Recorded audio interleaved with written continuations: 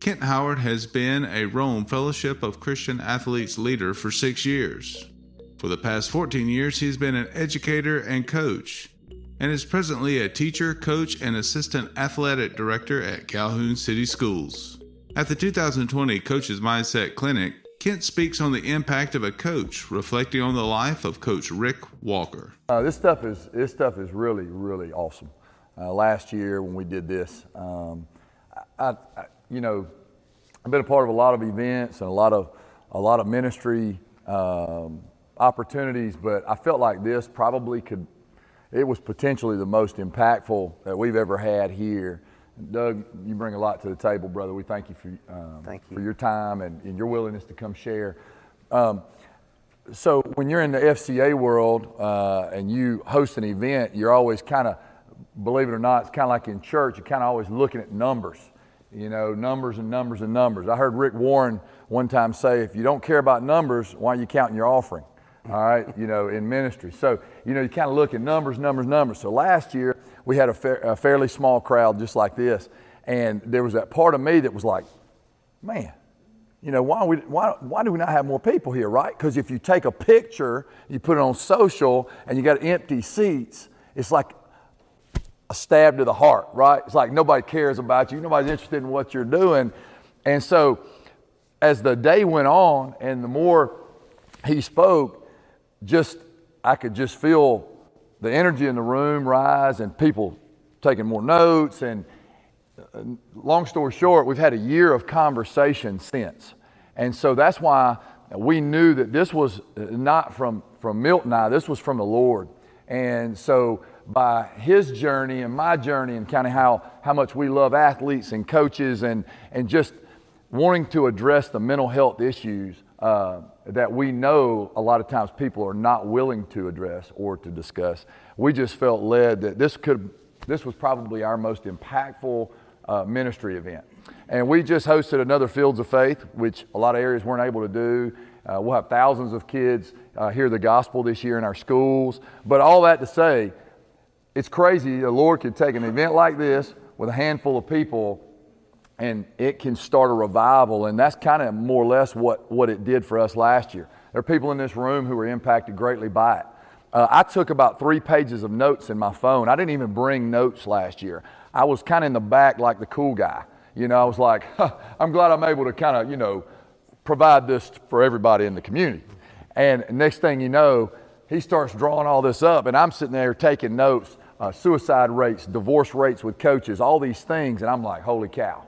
So for a year, I basically shared my notes with coaches, with pastors, with influential people in the community. Literally for a year, I have referenced that page in my phone notes more than anything else.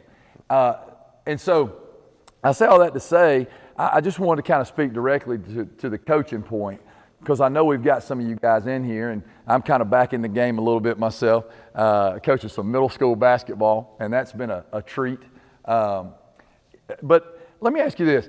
For those of you who have been impacted by a coach or a mentor of sorts, what would you say was the reason that you would say that, let's just think about who had maybe the greatest impact on your life, a coach, maybe it was a mentor of sorts, but give me a characteristic of that person.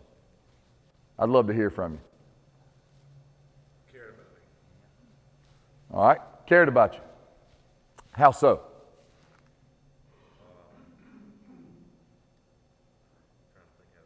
I put you on the spot. Passion for me, but also was not afraid to talk about the hard stuff with me.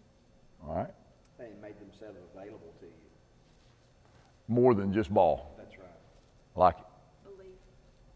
Giving you a chance. Believing in you. I like it. I love that too. I believe in you. Yeah. Being for you. Everything somebody's for you. Yeah. Opportunity. Gave you an opportunity. What else? Did you always like that? Yeah. I know I didn't either. What else? It's all good stuff. I got some athletes back here. All right. Yeah, some guys still in the tough love. Discipline.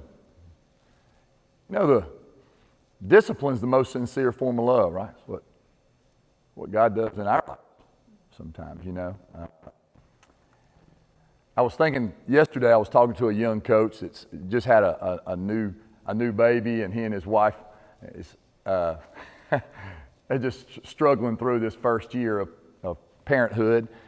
And we were talking a little bit about this subject, and he's a young coach, and played his college, had a very successful college athletic career, and we were talking through it, and he said, Coach, and I know I'm the old guy now kind of around campus, and I never considered myself that, but I got these young coaches walking in my room saying, I'm about to kill these kids. Can you help me before I lose my job? And so anyway, long story short, I won't take too much of Doug's time, but I pulled him aside and I talked about a time where I had a temper tantrum during a game one time, and basically, I know you coaches in the room are familiar with this feeling, but yeah, at that point, you really don't care what you say, right? You're just that mad at whatever's going on. And I called a timeout, and I ended up going from what they weren't doing on the floor to what they weren't doing in life, right? And basically attacked their soul, all right? And so when I get done, I can't breathe, and I kind of stumble off, and my assistant coach, who was a great guy, he kind of ushers me back over to the bench, and I sit down, and I said, I'm lost for words. And he whispers in my ear, he says, hey, give them 10 years. Give them 10 years. And I'll never forget that. And I went, what are you talking about? And he said, it'll be 10 years before these guys really understand how much you really love them. Now, since then, I've officiated 2 of their weddings, as I am an ordained pastor too, and I get calls from them all the time. Coach, I got to make some decisions about my health insurance. What do I need to do? You know, just those kind of things. And I know that some of you guys have coached and been around athletics can relate. But just a couple weeks ago, I was in this same facility, and I was at the funeral of a longtime coach. And so I just want to share this with you as we think about those people, and you in particular, because a lot of you guys are coaches. And you know, we all know the Billy Graham quote. You know, coach will impact more people in 1 year, all right, than most people will in a lifetime. But we're sitting in this building, and I was hearing all these stories about Coach Walker, who served, you know, faithfully at FCA for a long time here in town. And it just got me to think. So I want to encourage you, and I'm going to step away. But Coach Walker was a part of a lot of things, okay? He served out in the secular world. He worked in business. After retirement, he was in the Marine Corps. He was a teacher and coach for a long time, and he served with FCA for almost 40 years. And so as people would talk to me out in the community, and I got some emails and some text messages, and I heard stories here at his funeral, you know, I was sitting there and I just was moved by this thing right here. And this is what Coach and I were talking about. This is what I want to share with you. Of all the things that Coach Walker was, and of all the people that he impacted, of all the things people could stand up and say about him, life in ministry, life in business, life in armed forces, whatever it was, it all came back to him being a coach. And I started thinking about my own life. No matter how long I serve in ministry, in society today, it's hard to argue that the coach is the most influential person in our town, in our community. I was thinking about Coach's life. I'm thinking about all you guys that I know in here coach, whether it's travel ball, high school ball, middle school ball, college ball. What you think about that? Those folks that believed in you, that poured into you, that cared for you. At the end of the day, I thought about Coach's life. He was a coach. Of all the things he did, it came back to he coached people to be their best.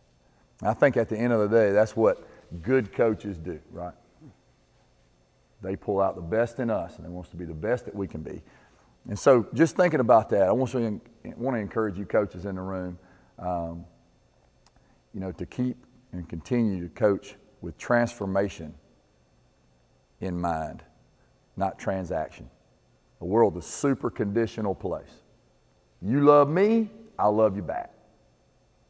You work hard for me, I'll work hard for you. That's not Christ. When you're called to coach, and it is from God, by God, you're going to coach with a joy, a passion, a desire, a heart that's unconditional. That's who Christ is in us. That's who He is. He's for us. In the same way I know a lot of you guys are for your athletes. As hard as the job is when you're motivating kids, never forget that calling on your life, that you guys are truly, truly the most impactful folks in our community. I wish I could say that it was our fathers. I wish I could say that it was our pastors. And while they're awesome, a lot of them, we know the true impact that a coach has in the life of a kid. Man, God bless you guys, those of you who are working with young people, who are trying to motivate and inspire. But remember, those old folks that poured into you and what you remember about them. And I know that in your heart, that's what you truly desire for others. But I thought about Coach Walker's life, and of all the things that he did in ministry, it would never compare to what he did in the lives of the folks, the young people that he coached. Crawling in the mud with young people to bring out their best. It doesn't get any better than that. Love you guys.